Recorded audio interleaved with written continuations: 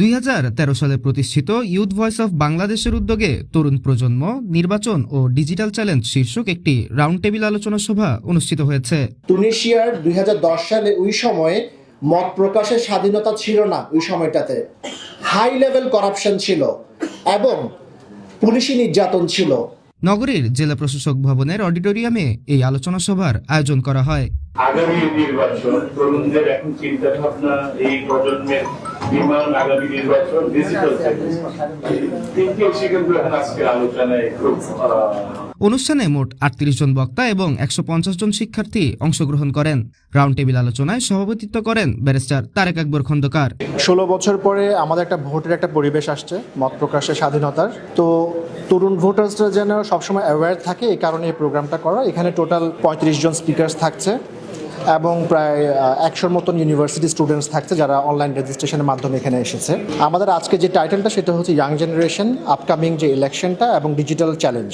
So এই কারণে social media is very important. এটা নিয়ে আমাদের খুব বলবো আমি হ্যান্ডেল উইথ কেয়ার। তো আজকে আমরা এটা নিয়ে বিভিন্ন বক্তাদের থেকে শুনবো কিভাবে জিনিসটা নিয়ে আমরা কাজ করতে পারি।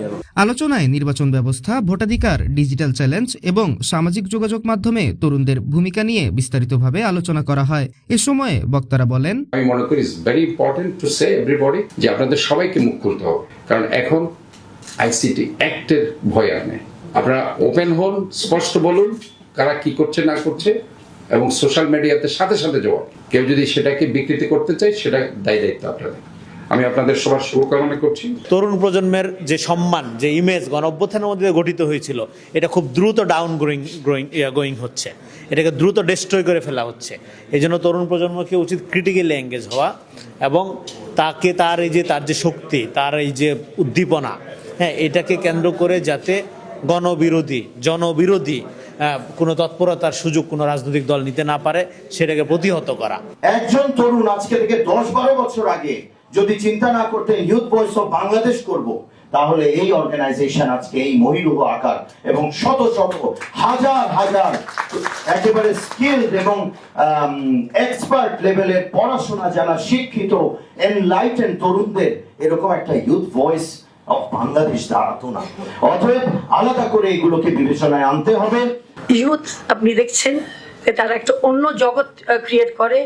মুরব্বীদের আমি যদি বলি সন্ধ্যের সময় বাইরে যেও না, তাহলে is confined to his tablet. এখান দিয়ে তার কাছে সমস্ত পৃথিবী কিন্তু খোলা। তাহলে আর এবং এখন যে বড় একটা আমাদের যে টপিক, যে আগামী ইলেকশন, সত্যিকারের বলতে গেলে আমরা সকলে এই চেঞ্জটাকে অন্তর থেকে গ্রহণ করতে চাই। একই সঙ্গে শিক্ষা, চাকরি, আইটি এবং বিচার বিভাগের সঙ্গে তরুণদের সম্পৃক্ততার বিষয়ও আলোচনায় উঠে আসে। আয়োজকরা জানান, তরুণদের কণ্ঠস্বরকে আরও শক্তিশালী করতে ইউথ ভয়েস অফ বাংলাদেশ ভবিষ্যতেও এই ধরনের আলোচনা ও সচেতনতামূলক আয়োজন চালিয়ে যাবে। আমি স্পেশালি আমি একটা বিষয় নিয়ে কথা বলছি, সেটা হচ্ছে প্রপাগান্ডা নিয়ে। যেসব প্রপাগান্ডা হচ্ছে, আসলে তরুণরা অনেক কিছুই আসলে হয়তো বুঝতে পারছে, অনেক কিছু বুঝতে পারছে না।